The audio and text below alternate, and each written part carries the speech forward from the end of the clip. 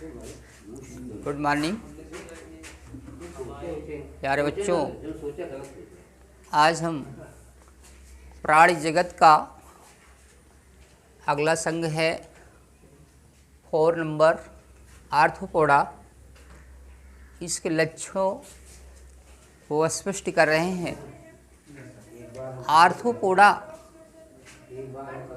ये जंतु जगत यानी किंगडम प्राणी एनिमेलिया का सबसे बड़ा संघ है।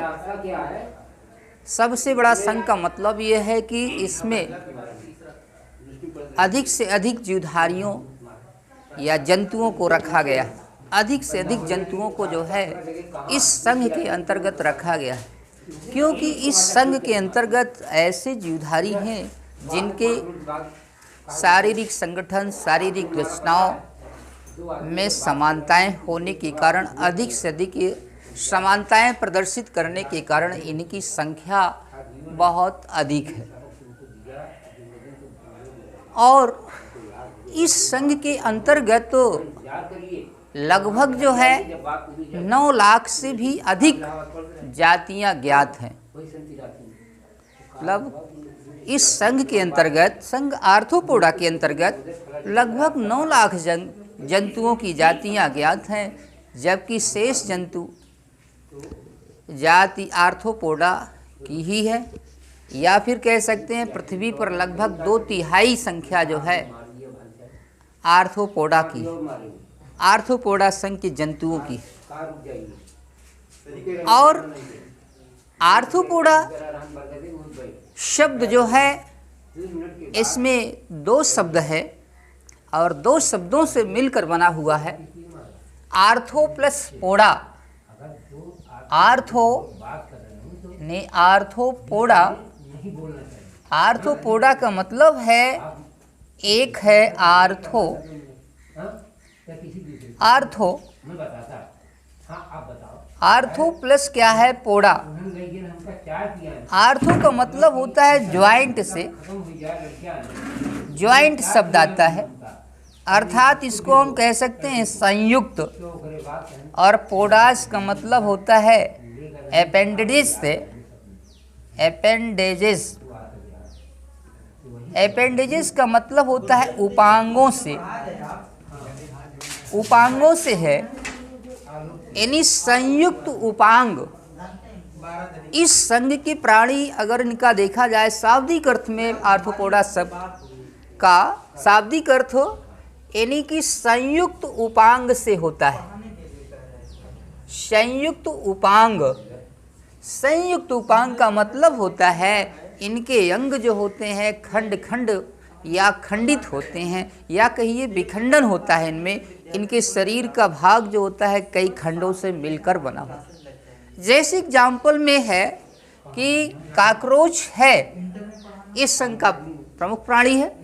तो काकरोच का शरीर जो होता है 3 भागों से मिलकर बना है। एक भाग जो होता है हेड इसका है, दूसरा भाग इसका वक्ष है, तीसरा भाग इसका क्या होता है उदर होता है। यानी हेड, थोरैक्स और इसके बाद एब्डोमेन। एब्डोमेन 3 भाग इसमें हैं। और इनमें खंड की संख्या, सिर में जो होते हैं इसके 6 खंड हैं, और उदर में 3 खंड हैं, और वक्ष में 3 खंड हैं, और उदर में जो होते हैं 11। या फिर अगर मेल फीमेल है और मेल फीमेल की कंडीशन में है तो इनमें क्या होता है, कुछ खंड ऐसे होते हैं जो वृषण का निर्माण कर लेते हैं, और कुछ ऐसे खंड होते हैं जो मादा में अंडाशय का निर्माण कर लेते हैं। तो इनमें खंडों की संख्या 7 और 9 बचती है। तो इस प्रकार से इनमें खंडों की संख्या क्या हो गई, घट गई। और इनमें जो इनके अंग हैं चलनपाद हैं, पोडास, पोडास का मतलब लेग्स, पैर, उपांग है। इन उपांगों में क्या होते हैं, कई खंड मिले होते हैं, जैसे कॉक्सा है, ट्रोकेंटर है, टर्सिस है, हाँ, इस प्रकार के 2, 3, 4 खंड इसमें मिल करके क्या करते हैं, यानी उपांगों का निर्माण कर लेते हैं। इस आधार पर जो है यानी कि कई खंड मिलते हैं, यानी संयुक्त होते हैं, ज्वाइंट होते हैं। यानी आर्थो शब्द का अर्थ यही है कि ज्वाइंट होना, संयुक्त होना, और इनके संयुक्त होने से ही क्या होता है, एक अंग का निर्माण हो गया। तो कहने का मतलब आर्थ्रोपोडा संघ के प्राणियों के शरीर का जो संगठन है वो संगठन भी क्या होता है, अंग स्तर का होता है, अंग तंत्र स्तर का होता है। और इसके साथ साथ इनमें संयुक्त उपांग पाए जाते हैं। शाब्दिक अर्थ का मतलब हुआ कि यानी संयुक्त उपांग या जोड़दार उपांगों से। अब इसके बाद आता है कि संघ आर्थ्रोपोडा की लक्षण क्या है, यानी फीचर्स ऑफ जो है फाइलम आर्थ्रोपोडा। तो संघ आर्थ्रोपोडा के लक्षण कुछ निम्न प्रकार से हैं, ध्यान से सुनिएगा और इस वीडियो को देखिएगा। तो पहला नंबर इसमें आता है कि इस संघ के जंतु जो होते हैं भूमि पर, पृथ्वी के ऊपर, पृथ्वी के नीचे, जल, वायु, वृक्षों आदि स्थानों पर ये क्या होते हैं, प्रायः पाए जाते हैं। दूसरी बात ये है इनके शरीर, यानी शरीर का जो गठन है अंग स्तर का होता है, त्रिस्तरीय होता है, खंड युक्त होता है, द्विपार्श्व सममित होता है, सभी स्थानों पर ये पाए जाते हैं। त्रिकोणिक होता है और प्रगुही प्राणी होता है, अर्थात इनके शरीर में गुहा पाई जाती है। यानी जो स्तर है मध्य स्तर, या आहार नाल या फिर शरीर का बाहरी आवरण है, इन दोनों के बीच में क्या होता है, कुछ खाली भाग पाए जाते हैं, जिसे कहा जाता है गुहा, अर्थात प्रगुही प्राणी ये होते हैं। तीसरी बात यह है शरीर सिर, वक्ष और उदर में बटा होता है, यानी तीन भागों में मुख्य रूप से, जैसा अभी हमने बताया कि काकरोच का शरीर क्या होता है, 3 भागों में बटा होता है। इसके शरीर का विखंडन होता है, क्षेत्रीकरण होता है, रिजियोनेशन होता है। तो इस रिजियोनेशन में क्या होता है, इसके 3 भाग होते हैं। फर्स्ट नंबर क्या होता है, हेड होता है, दूसरा नंबर थोरैक्स होता है, तीसरा नंबर एब्डोमेन होता है। यानी सिर, वक्ष और उदर 3 भागों में इस संघ के प्राणियों का शरीर बटा होता है, विभेदित होता है। और इन भागों में भी अभी हमने बताया कि काकरोच का शरीर 20 खंडों से बना होता है, और 20 खंडों में सिर में 6 खंड होते हैं, वक्ष में 3 खंड होते हैं, और उदर में जो हैं 11 खंड होते हैं। और ये खंडों की संख्या घटती और बढ़ती रहती है, यानी उदर के भाग की खंडों की संख्या यानी घटती और बढ़ती रहती है। घटने का मतलब ये है कि जैसे वयस्क हो गया तो वयस्क होने के पश्चात इसमें खंडों की संख्या घट जाती है, और नवयुवक है, एडल्ट है, थोड़ा छोटा सा है, हाँ, तो उस शिशु अवस्था में है तो इसमें खंडों की संख्या अधिक होती है। कारण ये है कि जैसे ही मतलब ये एडल्ट हो जाएगा, वयस्क, इसमें अगर नर है तो उसमें वृषण का निर्माण हो जाता है, और मादा है तो उसमें अंडाशय का निर्माण हो जाएगा। और वृषण जो होता है 2 खंडों से मिलकर बन जाता है, 3 खंडों से मिलेगा, हाँ। और इसमें जो होता है ये कुल मिलाकर के 7 खंड बचते हैं। 4 खंडों से मिलकर क्या होता है, मादा के अंडाशय का निर्माण हो जाता है। इस प्रकार से इनका शरीर खंडित होता है या विखंडन होता है इसमें। अगला नंबर आता है शरीर पर काइटिन युक्त कड़ा बाह्य कंकाल का आवरण पाया जाता है। यानी काकरोच या अन्य प्रकार के जितने भी संघ के प्राणी हैं, इन जंतुओं पर अगर देखा जाए तो जो होता है कठोर काइटिन युक्त, या काइटिन एक कठोर पदार्थ होता है जिससे इनकी त्वचा का निर्माण होता है, और ये इनका जो होता है प्रोटेक्टिव पार्ट होता है, सुरक्षात्मक आवरण होता है, जो इनके शरीर को ढकने का काम करता है और शरीर की सुरक्षा करता है। और इसके साथ साथ यही जो होता है इनका बाह्य कंकाल होता है।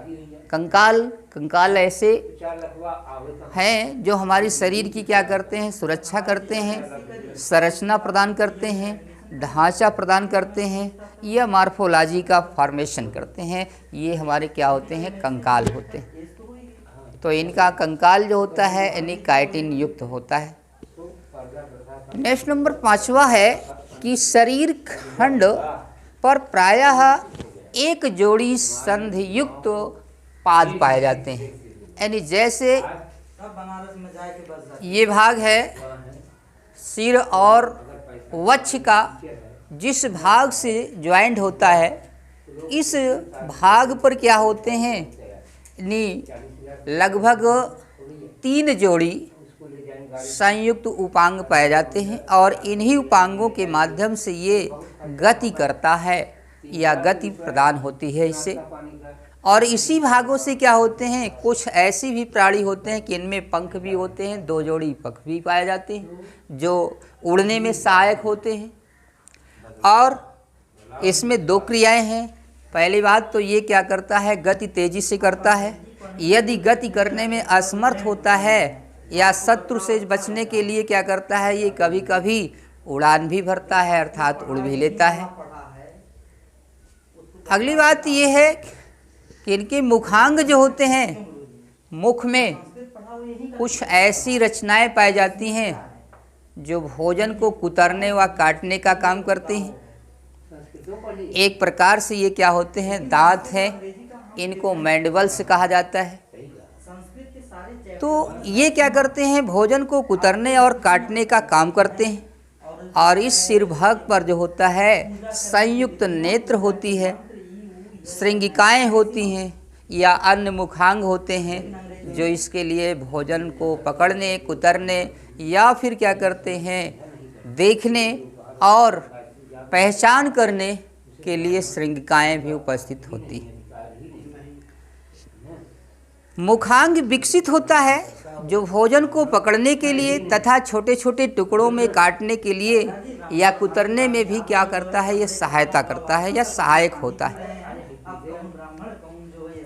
इसके साथ साथ सीलोम गुहा लघुकृत होकर के उत्सर्जी अंगों तथा जन्नांगों में सीमित होती है।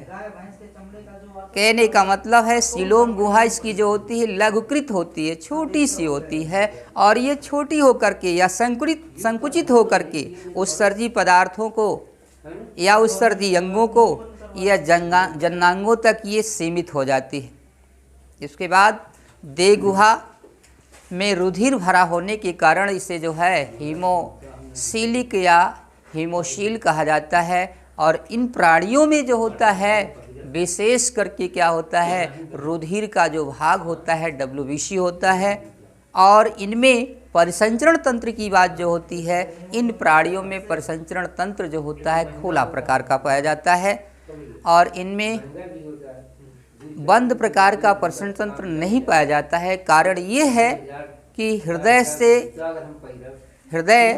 पृष्ठ सतह पर स्थित होने के कारण जो होता है हृदय से ब्लड का सर्कुलेशन पूरे भागों में तो होता है, लेकिन पुनः जो होता है वो वापस जो होता है हृदय की ओर नहीं आता है। तो ऐसी प्रक्रिया को कहा जाता है खुला परिसंचरण तंत्र कहा गया है। ठीक, इसके बाद आता है भी नेक्स्ट पॉइंट में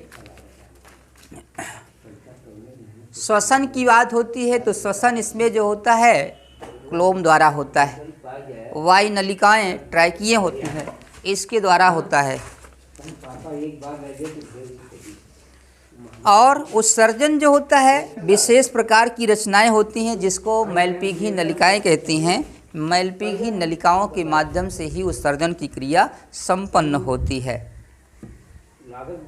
तंत्रिका तंत्र जो होता है एक वलय के रूप में होता है, अर्थात ये जो होता है शरीर के अधर तंत्रिका रज्जु के रूप में पाया जाता है। और ये जंतु प्रायः एक लिंगी होते हैं। इस संघ के जंतु क्या होते हैं, प्रायः एक लिंगी होते हैं। और जंतुओं में कुछ ऐसे जंतु भी होते हैं जो द्विलिंगी। द्विलिंगी का मतलब होता है जिसमें नर और मादा दोनों अंग एक ही जीव शरीर पर उपस्थित होते हैं, उन्हें द्विलिंगी कहा गया है। लेकिन इस संघ के जो जंतु होते हैं प्रायः एक लिंगी होते हैं और ओवी पैरा होते हैं, अंडाइच होते हैं, अंडज होते हैं। अर्थात ये जो होते हैं प्रायः अंडाणुओं का ही निक्षेपण करते हैं, अर्थात अंड देते हैं, अंडों को देते हैं। और इनसे ही शिशुओं का निर्माण होता है। जैसे इस संघ के कुछ विशेष प्रमुख या विशेष जंतु हैं, जैसे आप इसमें तिलचट्टा है, बिच्छू है, और क्या कहते हैं लोकस्ट है, ग्रासहोपर है, मच्छर है, मक्खी है, ये सभी प्रकार के यानी जितने भी कीट होते हैं, इसीलिए इन्हें जो है इंसेक्टा वर्ग में रखा गया है, यानी कीट वर्ग में रखा गया है। और ये सभी जितने भी प्राणी हैं इंसेक्टा के, ये सब आर्थ्रोपोडा संघ के ही प्राणी कहे जाते हैं। आज हम आप लोगों को यहीं तक बता रहे हैं इस संघ का। नेक्स्ट जो है अगला संघ जो है मोलस्का और इकाइनोडर्मेटा और फिर कार्डेटा, 3 रह रहे हैं, उसके बाद स्पष्ट कर देंगे। धन्यवाद।